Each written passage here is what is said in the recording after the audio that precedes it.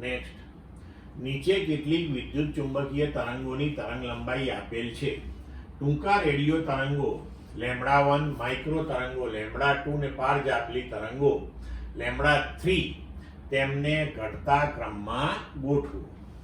વિકલ્પ આપ્યા છે: A λ1, λ3, λ2, B λ1, λ2, λ3, C λ3, λ2, λ1 અને D λ2, λ1, λ3.